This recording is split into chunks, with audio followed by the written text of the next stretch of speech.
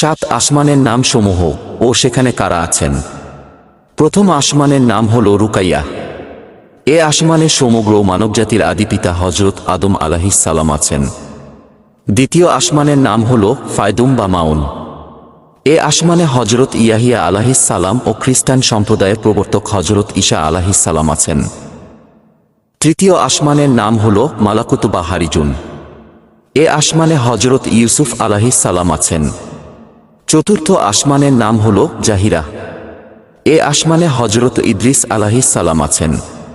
পঞ্চম আসমানের নাম হল মুজাইনা বা মুসাহারাত। এ আসমানে হজরত হারুন আলাইহিস সালাম আছেন। ষষ্ঠ আসমানের নাম হল খালিসা। এ আসমানে ইহুদি ধর্ম প্রবর্তক হজরত মুসা আলাইহিস সালাম আছেন। সপ্তম আসমানের নাম হল লাবিয়াহ বা দামিয়াহ। এ আসমানে হজরত ইব্রাহিম আলাইহিস সালাম আছেন।